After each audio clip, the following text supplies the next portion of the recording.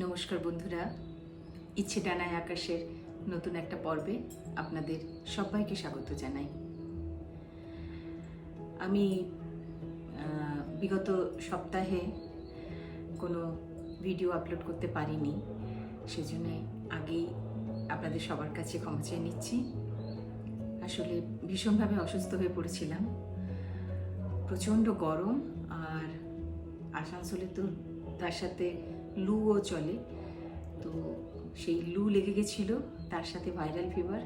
অনেক দিনই বিছানায় ছিলাম, আর সেই জন্য আমি ভিডিও দিতে পারিনি। আর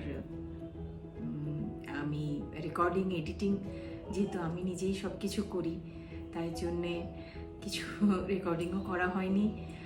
আর এডিটিংয়ের কাজ তো পারছিলামই না, অনেক দিনই শুয়েছিলাম বিছানায়, করা হয়নি, তাই জন্য গত সপ্তাহে কোনো ভিডিও আপলোড করতে পারিনি। তো সেই জন্য আবারও একবার সরি বন্ধুরা। আজ আমরা আপনাদের সাথে নিয়ে চলুন ঘুরে আসি ভিয়েতনামের আরেকটি শহর ডানাং। ডানাং হচ্ছে সমুদ্র উপকূলবর্তী একটি শহর। এটি মোটামুটি ভিয়েতনামের সাউথ সেন্ট্রাল পার্ট, এবং এটি হান রিভার আর সাউথ চায়না সিয়ের তীরে অবস্থিত। মানে ডানাঙ্গে যে সমুদ্রটা আমরা দেখতে পাই সেটা হচ্ছে সাউথ চায়না সিয়ের অংশ। ডানাঙ্গ অত্যন্ত সুন্দর একটি জায়গা। আমরা এখন হান রিভার ক্রুজ করব বলে এখানে এসে গেছি।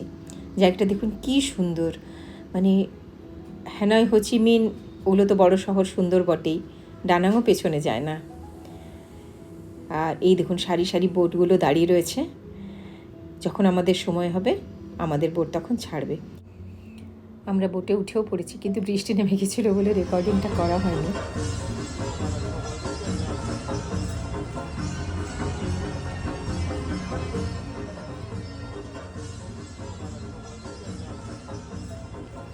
আমাদের বোট ছেড়ে দিল, পাশাপাশি সার দিয়ে দাঁড়িয়ে আরও অনেক কত রকম বোট। আর জলে আলোর রিফ্লেকশন পড়ে দেখুন, যেন মনে হচ্ছে সেই মোম রঙের প্যাকেট, সেই ছোটোবেলায় মোম রঙের প্যাকেটের ওপর সে বিভিন্ন রঙের যেরকম আঁকা থাকতো, ঠিক তেমনি যেমন এক একটা রঙ আরেকটা রঙের ওপর স্মাজ করে যেত এসে, ঠিক সেই রকম লাগছে। কি অপূর্ব লাগছে দেখতে না জলটা। আর দূরের শহরটা দেখা যাচ্ছে, দেখুন আলোয় ঝলমল করছে একদম। বড় বড় বিল্ডিংগুলোতে কি সুন্দর আলো লাগানো আছে। আর এই পিঙ্ক বোর্ডটা দেখুন, লেজার শো করতে করতে চলেছে। এই হান রিভার বোটিংয়ে আমরা ডানাংয়ের 4টে খুবই গুরুত্বপূর্ণ যে ব্রিজ, মানে ঐতিহাসিক গুরুত্বপূর্ণ ব্রিজ, সেই 4টে ব্রিজ দেখব। একটা ব্রিজ অবশ্য আমাদের পেছনেই থেকে গেছে, যেখান থেকে আমাদের বোটগুলো ছাড়ে তার পেছনে, সেই জন্য সেই ব্রিজটা আমরা দেখতে পাইনি। কিন্তু সামনে যে 3টে ব্রিজ আছে, সেই 3টে ব্রিজ অবশ্যই আপনাদের দেখাবো এবং তার ইতিহাসও আপনাদের সাথে শেয়ার করব। এবার আমরা আস্তে আস্তে আমাদের সামনে যে একটি ব্রিজ, হান রিভার ব্রিজ, তার দিকে এগিয়ে চলেছি। হান রিভার ব্রিজ হচ্ছে ভিয়েতনাম স্বাধীন হওয়ার পর তৈরি হওয়া প্রথম ব্রিজ, এবং এই ব্রিজটি ওখানকার মানুষেরা নিজেরা কন্ট্রিবিউট করে তৈরি করেছিল।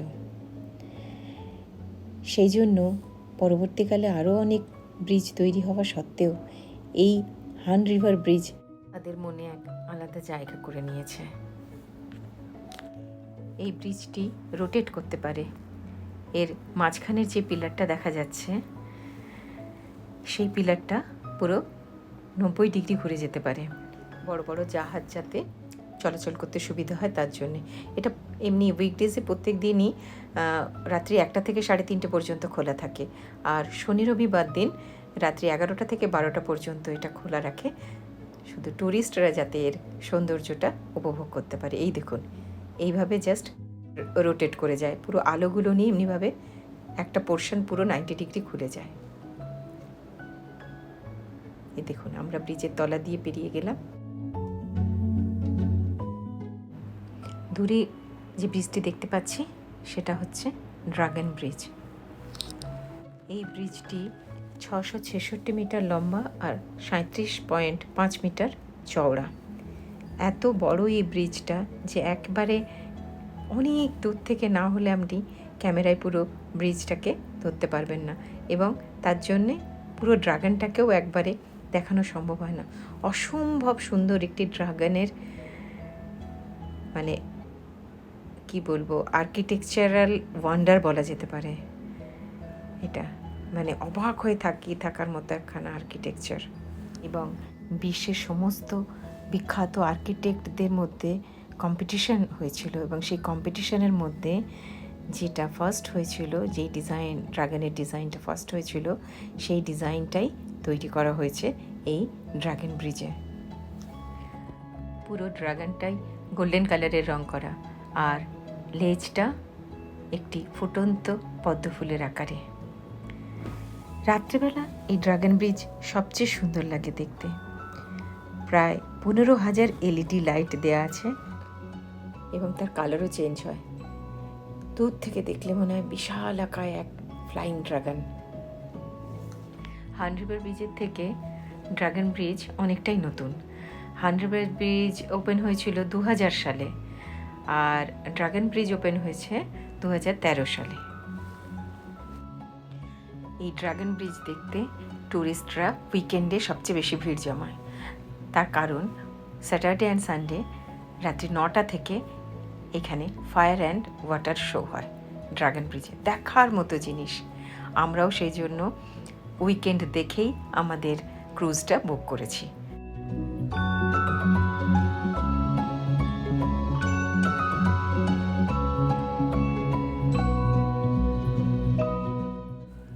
এই ক্রুজগুলো সাধারণত মোটামুটি 1 ঘন্টার মতো হয়, আর ক্রুজে আপনাকে ওঠার সাথে সাথে একটু রিফ্রেশমেন্টের জন্য একটু ফ্রুটস বা এরকম কিছু দেয়।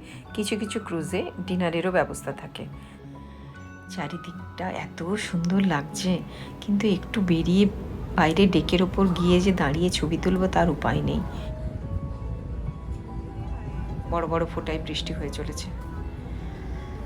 আবার বেশি বৃষ্টি হলেও ড্রাগন ব্রিজে যে ফায়ার অ্যান্ড ওয়াটার শো হয় সেটা কিন্তু ওরা বন্ধ রাখে। বৃষ্টি বেশি হলে সেটা ওরা চালায় না। তাই তো ভগবানকে ডাকা ছাড়া আর কোনো গতি নেই। আকাশে দেখুন কি মেঘ এখনো।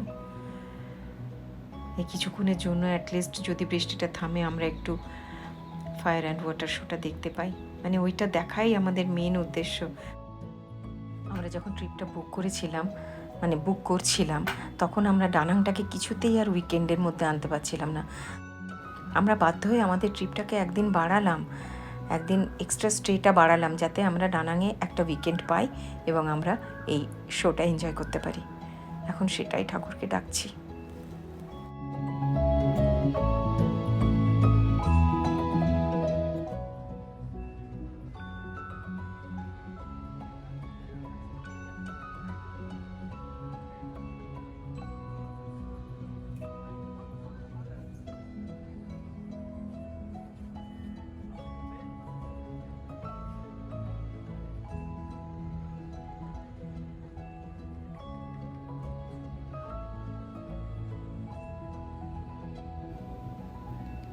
ক্রুজগুলোর লাইটগুলো পড়েছে জলের মধ্যে, দেখুন কি সুন্দর লাগছে। সেই মোম রঙের প্যাকেট না, একটা রঙ গিয়ে আরেকটা রঙের সাথে মিশে যাচ্ছে। কি অপূর্ব সুন্দর যে লাগছে না।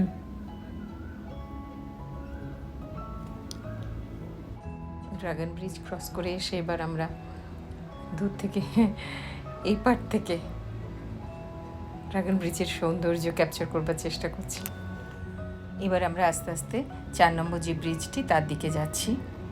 এই ব্রিজটিও অপূর্ব সুন্দর। ফরাসিদের একটা পুরনো ব্রিজ ছিল এই জায়গায়, সেইটাকে ভেঙে সেই জায়গায় এই ব্রিজটিকে তৈরি করা হয়েছিল, এবং ব্রিজটি নামকরণ করা হয়েছিল তাদেরই একজন মহিলা স্বাধীনতা সংগ্রামীর নামে, ট্রান থি লাই ব্রিজ।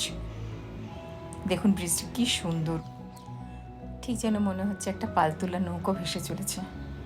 আর কি রং বেরঙের আলো লাগানো। ব্যাস, এবার আমাদের ফেরার পালা। এবার আমরা ফিরে গিয়ে ড্রাগন ব্রিজের ফায়ার অ্যান্ড ওয়াটার শো দেখবার জন্যে অপেক্ষা করবো। এই দেখুন অলরেডি আমরা চলেও এসেছি, অনেক ক্রুজই জড়ো হয়ে গেছে। এখন অপেক্ষা কখন শুরু হয় শো। ড্রাগনের মুখ দিয়ে 5 বার করে 3 রাউন্ডে আগুন বেরোবে। দেখুন শুরু হয়ে গেছে শো। এখন ফায়ার ব্রিদিং করছে ড্রাগন। ফায়ার ব্রিদিং হয়ে গেলে 3 রাউন্ডে একবার করে ওয়াটার ব্রিদিং করবে। কি যে অপূর্ব সুন্দর লাগছে দেখতে, মানে মনে হচ্ছে রিয়েল ড্রাগন। দেখুন এবার ওয়াটার ব্রিদিং করছে, অপূর্ব সুন্দর। মানে আমি জানি না কতখানি আমি ভালো ছবিটা তুলতে পেরেছি বা আপনারা কতটা বুঝতে পারছেন। আমরা ওখানে খালি চোখে যখন দেখছিলাম, মানে মনে হচ্ছিল যেন সত্যিই একখানা বিশাল আকার ড্রাগন মুখ দিয়ে আগুন বের করছে, তারপর জলীয় বাষ্প মানে জল ছুটছে বা ধোঁয়া বের করছে। শোটা যে কি অপূর্ব ছিল, যদি এটা আমরা মিস করতাম, এটা সত্যি করে না দেখতে পেতাম, তাহলে খুব আফসোস হতো। এই একটা শো দেখার জন্য আমরা জাস্ট আমাদের ট্রিপটাকে অনেক অল্টার করে, অনেকভাবে অ্যাডজাস্ট করে একদিন স্টে বাড়িয়ে একটা উইকেন্ড এনেছিলাম।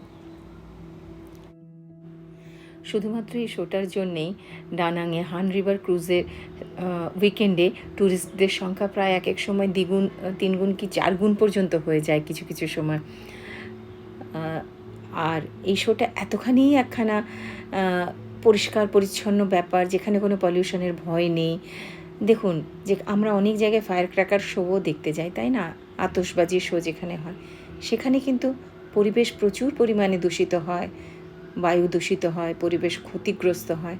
এখানে কিন্তু সেরকম কিছু নেই, কোনো রকমভাবে পলিউশনের ভয় নেই, কোনো রকমভাবে পরিবেশকে কোনো রকমভাবে ক্ষতিগ্রস্ত না করেও সুন্দরভাবে যে আনন্দ দেয়া যায়, তার একটা প্রকৃষ্ট উদাহরণ হান রিভার ক্রুজে ড্রাগন শো। এবার আস্তে আস্তে আমরা জেটির দিকে ফিরে চললাম। সমস্ত ক্রুজই আস্তে আস্তে করে ফিরে চলল। এই আনন্দের রেশ কিন্তু বহুদিন পর্যন্ত থেকে যাবে। শেষ মুহূর্ত অবধি আমি চেষ্টা করছি যতটুকু রেকর্ডিং করে নেওয়া যায়। অলরেডি কিন্তু বোটগুলো ফিরতে শুরু করেছে। আমি অনেক দূর থেকে দেখুন জুম করে যতটুকু পারছি শেষ মুহূর্ত পর্যন্ত রেকর্ডিং করে রাখার চেষ্টা করছি। এতখানি সুন্দর একটা জিনিস না, অনেক দিন মনে থেকে যাবে। আমরা এই নিয়ে 3য়বার ভিয়েতনাম গেলাম।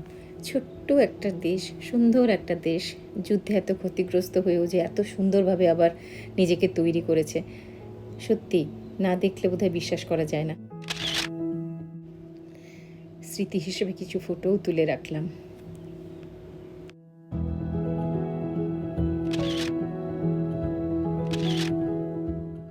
আজকের ভিডিওটা তাহলে এখানেই শেষ করছি। আপনাদের যদি ভালো লেগে থাকে তাহলে অবশ্যই একটা লাইক করে দেবেন। আবার খুব শিগগির ফিরবো নতুন আরেকটি ভিডিও নিয়ে। সবাই খুব ভালো থাকবেন। নমস্কার।